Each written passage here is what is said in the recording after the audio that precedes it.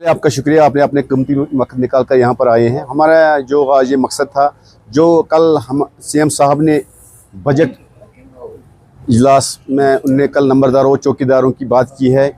हमने ऑलरेडी पिछले 2 साल से हर एक नंबरदार और चौकीदारों की जो मुतालबात है, जो मुश्किलात है, उनका अजाला करने के लिए हमने मुख्तलिफ जो भी इसमें MLAs है, मिनिस्टर्स है, यहाँ तक कि हमारे एडवाइज़र नासिर असलम वानी साहब या हमारे डिप्टी CM, उस तक भी हमने अपनी बात पहुँचाई। नंबरदार और चौकीदार एसोसिएशन की तरफ से हमें किन मुश्किलातों का सामना करना पड़ता है। हमारा जो ऑनरियम है वो बहुत ही कम है, जिससे हम अपने रोज़गार नहीं चला सकते, जो 1500 और 1501 रुपया है। लेकिन बदले में कल जो बजट में CM साहब ने हमारा नाम लिया, उसका भी उनका शुक्रिया हम करते हैं, लेकिन उस ऑनरियम को बढ़ाने की कोई जिक्र नहीं हुई है। तो हमारा जो कल जो हमारे दिल मजरू हुए हैं, हमें जो उम्मीदें थी, एक उम्मीद थी हमें कि इसमें कुछ बढ़ोतरी हो जाएगी और जो इसके अलावा और भी कुछ मसले मसाइल है उन पर बात होगी। लेकिन खाली उन्होंने यही कहा है कि हम नंबरदार और चौकीदार का जो ऑनरियम है इस वक्त नहीं बढ़ा सके, इस बजट में नहीं है। तो हम काफ़ी दुखी हुए और हमें काफ़ी जो गमज़दा हुए। हमारे जो नंबरदार चौकीदार जो आस लगाए हुए बैठे थे,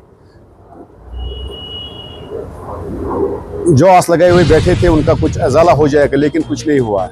हमें अभी भी एक आश्वासन है, एक उम्मीद है कि इस पर नज़रसानी की जाए। हमारे जो काम देखकर हमारा जो किरदार है, हम आवाम और हुकूमत के बीच में एक पुल का काम कर रहे हैं, मुख्तलिफ महकमों के साथ काम कर रहे हैं, जिसमें रेवेन्यू डिपार्टमेंट, मैनेजमेंट या हमारे पुलिस हो या कोई सारे जो भी जितने भी एजेंसी जो अमान को बरकरार रखने के लिए है, उसमें हम अपना ताउन पेश कर रहे हैं। हर एक महकमा के साथ शाना बशाना चल रहे हैं। लेकिन बदले में जो हमें जो ऑनरियम मिल रहा है, इसमें हमने कई बार हमने दुआ लगाई थी कि इसमें बढ़ोतरी की जाए, लेकिन बदकिस्मती से कल हम फिर एक बार आपकी वसादत से बता रहे हैं कि उसमें कोई इजाफा नहीं किया गया। हम फिर आपकी वसादत से आला हुकाम तक अपने CM साहब या हमारे LG साहब से उनसे के दुआ लगा रहे हैं, आपके माध्यम से आप ये कोशिश कर रहे हैं कि इसमें नज़रसानी की जाए और इसमें एक कमेटी बाज़ाब्ता तश्कील दी जाए, जो हमारा फीडबैक देकर जिन महकमों के साथ हम काम कर रहे हैं उनसे फीडबैक लेकर के वाकई इस लायक है कि इनका जो ऑनरियम हमारे अक्कासी नहीं करता है। जो हम काम करते हैं जिन महकमों के साथ 24 घंटे, रात हो दिन हो, कोई मुश्किलात हो, हालात नासाजगार हो, उसमें हम पेश रहते हैं। अल्लाह बचाए, कोई सैलाब का कोई उस वक्त होता है, उस वक्त हम पेश रहते हैं। आग की वारदात है, उसमें भी हम पेश रहते हैं। यहाँ तक कि अगर कभी कोई ऐसे हालात ख़राब होते हैं तो उसमें नंबरदार और चौकीदार हमेशा पेश रहता है। बिना वर्दी के ये एडमिनिस्ट्रेटर का काम करता है, बिना यूनिफॉर्म के पुलिस का काम करता है, बिना हथियार के फौजी का काम करता है। लेकिन बदले में जो हमें ये 1501 रुपये, उस हिसाब से हमें दिन में ये 50 रुपये सर है। तो आप यही सोच रहे हैं कि 50 रुपये में कौन सा रोज़गार चल सकता है हमारा? हम कैसे अपने भविष्य, अपने बच्चों का या अपने आप को कैसे पाल सकते हैं?